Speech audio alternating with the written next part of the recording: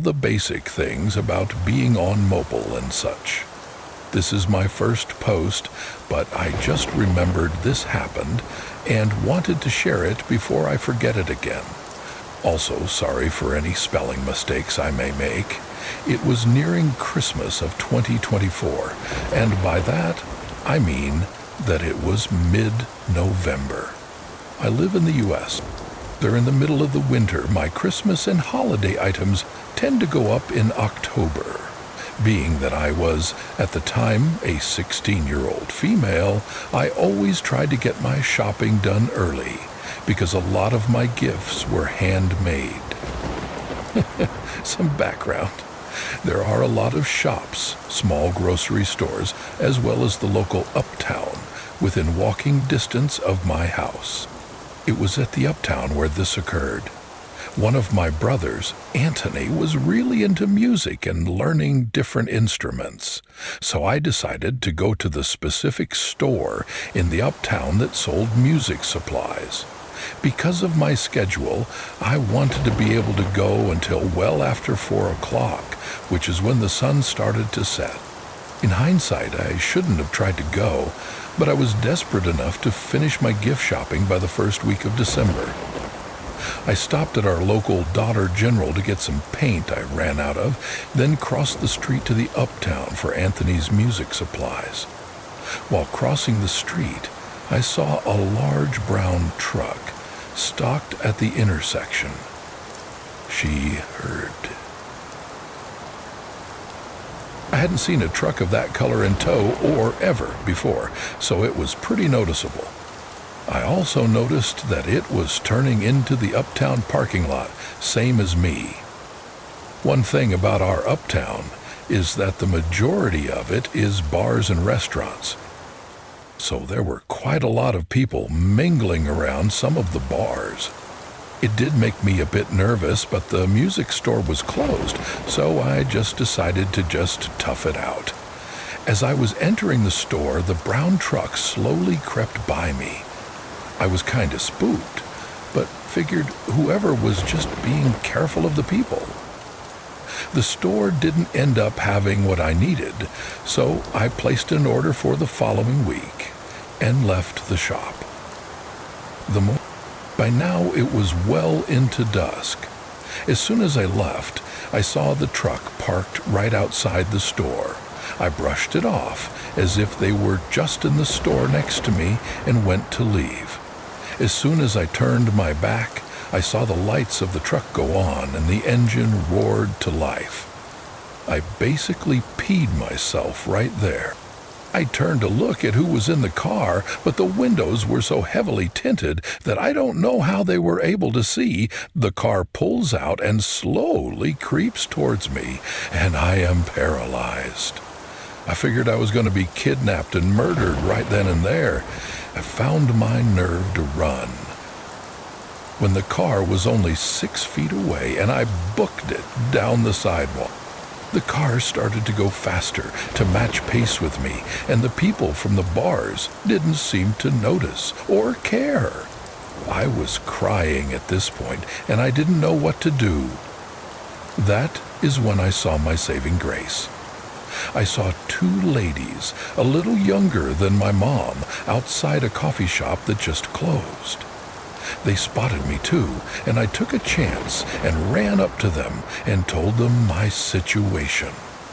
The pink shirt coffee lady had to leave, but gave the key to the lady in the blue shirt, who offered to let me stay inside the cafe until my mom could come get me.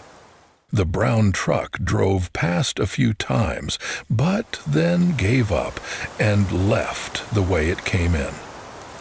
My mom showed up minutes later. I thanked the blue coffee lady for her help, and I still go to their shop regularly. Thanks so much to the pink and blue coffee ladies, 'cause you probably saved my life, and the people driving that brown truck. Please never meet a gay. Zuri. I am the son of 2 cultural monks, Husser being particularly interested in dress.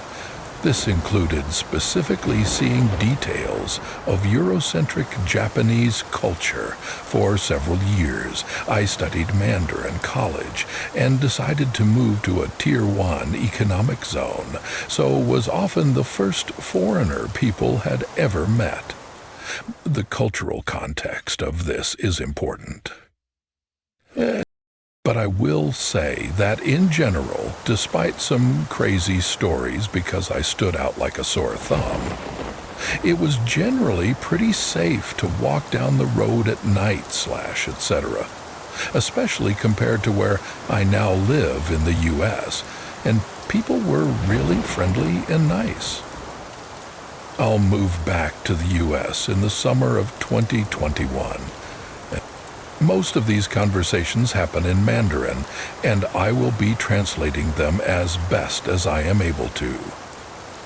This event in particular happened in the spring of 2020. Names have been changed. It was a beautiful day in April, the banyan trees swaying in the breeze, the scent of jasmine trees, a surprise around unsuspecting corners. Street cleaners with their handmade brooms tended to the leaves on the pavement of a metropolis, dodging parents and children teetering on electric scooters as they raced home for their lunch breaks. But me? Mondays were my weekend. So I was on the way to the coffee shop beneath my school to study Chinese, and for the Foreign Service exam that I ultimately did not go through with, go figure. My golden retriever. Belle trotted alongside me, content to settle underneath the picnic table along the street as we claimed the end opposite the other patron. It was a long table, surely he wouldn't mind. He was maybe around 60, fairly small. He looked pretty harmless. He had on a hat, khaki shorts, and a white short-sleeved t-shirt. Scanning the QR code to send my order, I tossed my books down and scattered my supplies, but noticed that the man sharing the table with me had begun to watch me.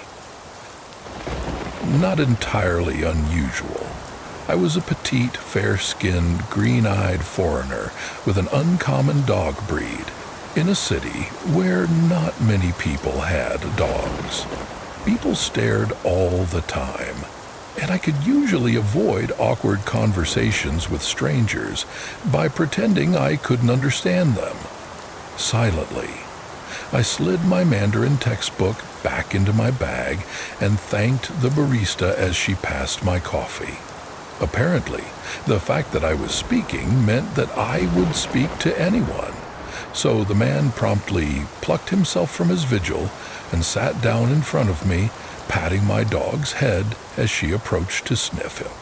Also weird, most people in my area were not accustomed to being around dogs, and strays were admittedly abundant and aggressive. I've had to scare off territorial dogs chasing me and Belle on more than one occasion, and Chinese people have only recently started to adopt pet culture. More often than not, people would cross the street to avoid Belle. I decided to be nice because he was nice to my dog. Hello, Mei Nu, kind of like a young lady, but translates directly to beautiful woman. Where are you from? I'm from the United States. Do you have a Chinese boyfriend?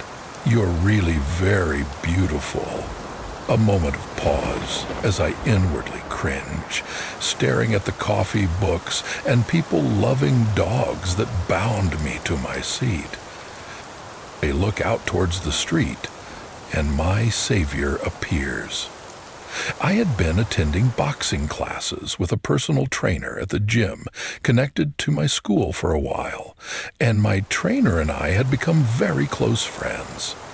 He walks down the stairs and immediately catches sight of me, tosses me a wave and a hello. We live in the same area and walked our dogs together, so it was pretty common to run into each other. I, for some reason, chose to speak English, despite him being able to speak actually none, and said, he waves and keeps on going.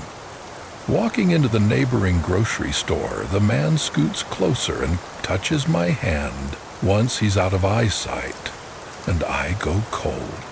No one had ever broken the touch barrier, especially in broad daylight, in public, no matter how weird they were. So, how much would some of your time cost? I laughed nervously and take my phone out to immediately text my friend nearby. The barista from earlier steps out in English and asks me if I needed help. I said yes, and she told me to come inside, even if I had to bring my dog to get water. I'll let the man know, and he decided to get it for me instead. Whatever, I'll text my trainer. I sent what would amount to SOS. SOS, creepy old man won't leave me alone. What? The man you were sitting with? Yes, that's why I said SOS. Oh, I thought you said hello. The old man returns, this time sitting directly across from me and bumping my knee with his. He continues to ask me questions, compliments my Chinese. He's very engaged, leaning in really closely as he speaks. Really off-putting and culturally unusual. People would often say things about me when I passed and ask off-color questions. But an air of politeness was always at least attempted. About 10 seconds later, my trainer stomps towards the seat directly beside me and slams his bag of raisin bread on the table. Angry martial artist I assumed would be intimidating, so I hoped I'd be in the clear. Is she your girlfriend, Shueji? Handsome boy/son/young man? No, she is my best friend. It's clear that the creepy old man doesn't believe him, but seems to like his answer. His boss texts him, asking where he was. More platitudes are exchanged with grunts and death stares, my trainer not wanting to offend an elder who he only knew was being creepy. To his credit, there is a lot of personal cost for young men who piss off the wrong people, especially with the foreigner involved. So even if he wanted to jump him, it would have just made the situation worse. My trainer tells me that he has to go back up, but that he would send someone down. So, have I ever been with a Chinese man? I'd been asked crass questions like this at bars, but usually by drunk dudes at 2 a.m., never by an older Chinese man outside a coffee shop. I curse myself for revealing that I could understand him. My trump card at bars, clearly a lie. At this point, I'm just here to focus on work, I said quietly. At this point, I was hardly replying to him. I wasn't looking him in the eye, and my hands were shaking. I had a really bad gut feeling about him, and my dog had retreated underneath my legs. Why are you asking about my childhood anytime I tried to go get a napkin or tried to go in to alert the employees of the coffee shop? He'd step in like before, and he'd clearly see me through the glass windows of the entrance if I walked away. A minute passes, silence after this exchange as he continues to watch me, my eyes darting around for something, anything, to get me out of this. Another trainer, a mutual friend of my own and myself, Gigi, for the sake of clarity, walks over and sits down beside me. She immediately senses that he is seedy and is equally as uncomfortable as I am. He starts talking to her. "Oh, how do you guys know each other? She's a patron at my gym. "What gym?" "That one," she points out. I immediately facepalm as the old man, Aeus, his face smug. She makes small talk with him, and I tell her in English not to tell him any more details. My trainer returns, very visibly angry at this point. The man then turns to him. "So, how are foreign women in bed?" At this point, I'm pretty humiliated at being talked to by a stranger like I'm a piece of meat, and it's clear that he's trying to solicit me for sex. My trainer sits forward in his seat, and I thought he was going to punch the dude as the vein in his neck popped. But in another deliverance of serendipity, my coworker, another teacher from the UK, Jack, passes by and decides to come sit down for a bit. He knew my trainer and Gigi from the gym and was happy to see them. What's going on? Why does everyone look so tense? Well, this dude is being really creepy and is making me uncomfortable. Okay, so why is he still here? He turns to Gigi, who had studied English from university, but is notorious for forgetting everything but strangely complex vocabulary, and says, "Tell him that he's making her uncomfortable and that he needs to leave." She awkwardly nods and lets him know, and I'm not precisely sure what she said, because this was within my first year living in China and I wasn't as conversational. The man gets up, flustered and seemingly apologetic, and leaves, and my coworker walks me home. A few days later, I'm sitting at work writing lesson plans and get a text from my trainer that pricks tears in my eyes. The old man came by the gym and asked for a membership specifically to wait for you. I explained the situation to reception, and they told him that we had an unreasonable price. He left, but be careful. I decide at this point I probably need to inform people of what is going on at work and pull my boss aside. For context, at my company, foreign staff were managed by foreigners, and vice versa for our Chinese co-workers. She is alarmed and immediately takes me to speak to our principal. Our principal is also concerned, but says, "Men like this are the people who rush schools with knives. If we aren't careful or provoke him, it could be dangerous." I didn't like the answer, but it was believable enough. So, the Chinese staff decided not to report it to the police, but assured me that they will notify the Bowen guard and get the CCTV from the gym. My trainer sends it over.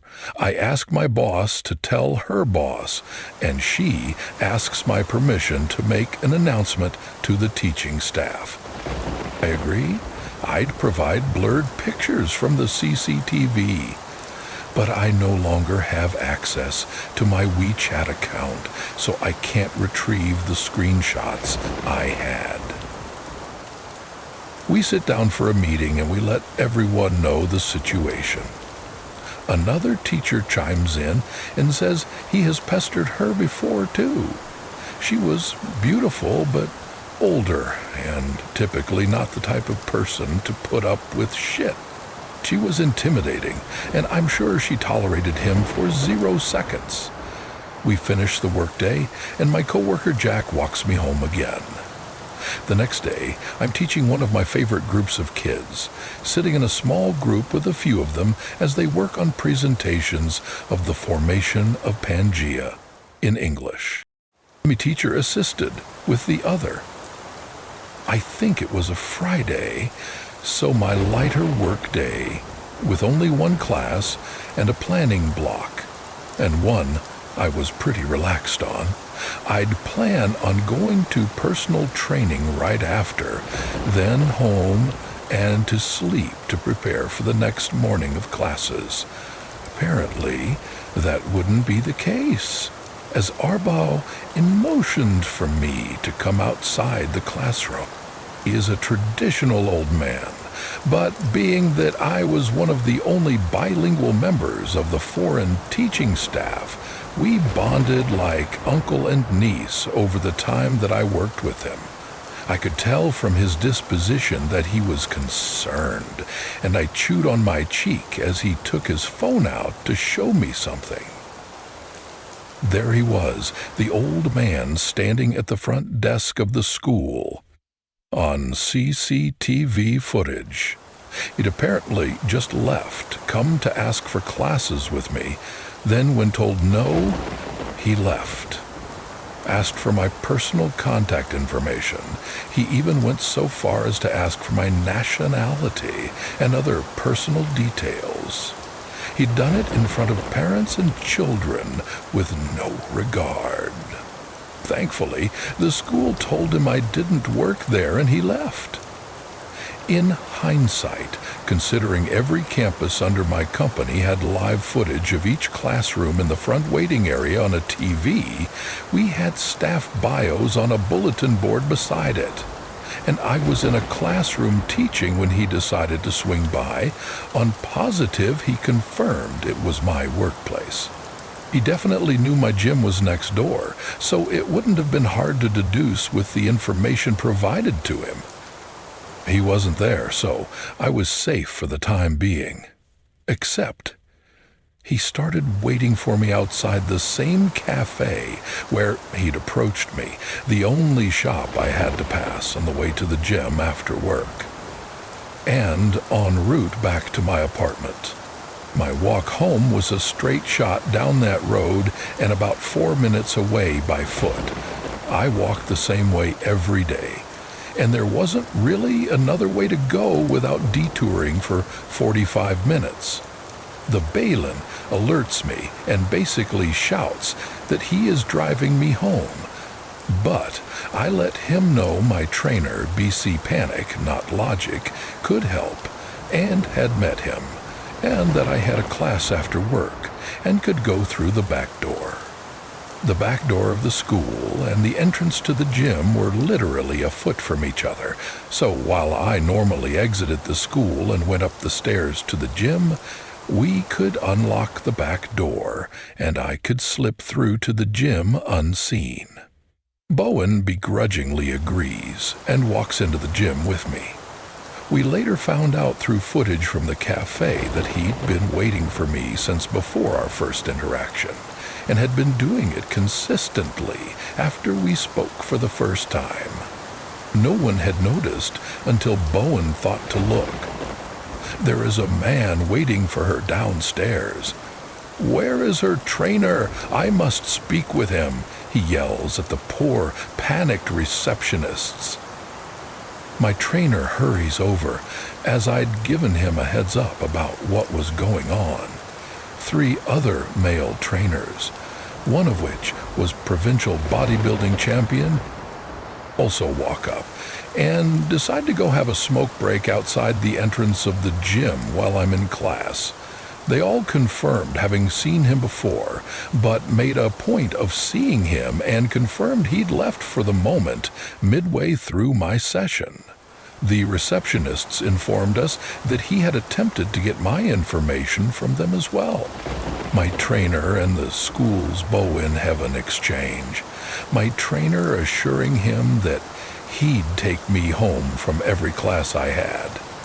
And he did. The gym was great. Someone would grab me from a different entrance and I'd leave through the employee exit. No help from the police or work, but I can certainly tell you people did care and wanted to do what they could, for which I am extremely grateful. We go back and really don't even have class because I'm so shaken up. My trainer comforts me, lets me know lots of people are looking out for me, even if my family isn't here, and suggests we learn a few escape techniques. He takes me home, and I avoid the area outside of work for the next few days. That night, around 11, 32 p.m., someone rattled my door handle, enough to make my otherwise quiet dog alert me with a bark, and enough for me to hear it because my desk was beside my front door, but left after about 10 seconds. Could have been a neighbor, a food delivery person, or him. I couldn't bring myself to check the peephole, but it scared the living shit out of me. And our complex's CCTVs were often not working or not turned on. Yes, I should have gone to stay with a friend. I'm older and wiser now. And it was stupid of me to stay in my apartment, where I lived alone. Yeah, not my proudest of choices. The next morning, I let my neighborhood Bower know. Couldn't tell my neighbors, because we literally never saw each other. But the neighborhood guard looks at the pictures and confirms he'd seen him before. If you've been to China, you've seen him. You know apartment complex guards are notorious for sleeping at night. So he could not confirm if it had been the man who'd been at my door the night before. 2 days later, my principal returns from a business trip, and we inform her of what's going on. She still refuses to file a police report, but raises it to higher management / the highest management.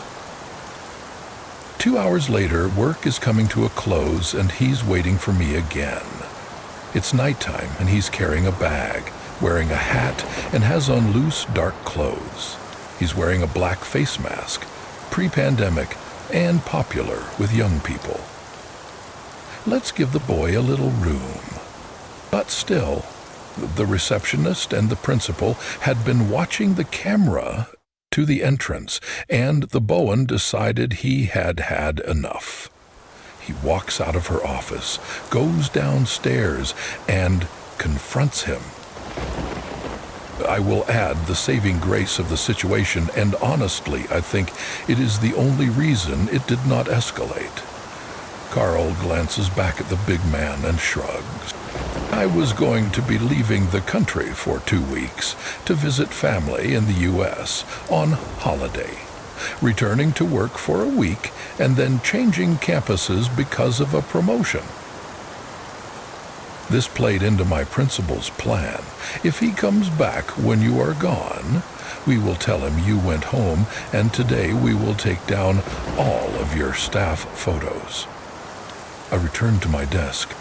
He could not, however, turn off the live feed in the lobby because the customers would be mad and the company would lose face. I go back to work, really not feeling great and not understanding why no one would call the police. I would have, but unfortunately in China, foreigners don't hold much sway against a Chinese national with the police or in court. Bystander effect is notorious. The workday ends, and I say my goodbyes before my holiday. As I went to walk out, I unenthusiastically went to give the bow and his daily high-five farewell. He holds my hand in the air and says, I told him we'd have a problem if he came back and that I knew what he was doing. I said if I saw him again, I would call the police and provide all the CCTV footage. I'd give him a hug and promise to bring him something back from the States, even on my last day in China.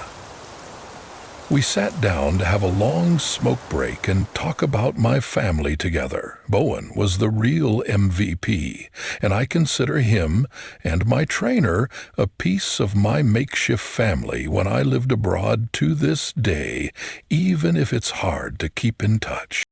Turns out he never did come back, or at least as far as I know. But an overly friendly stalker from the coffee shop. Let's not meet again.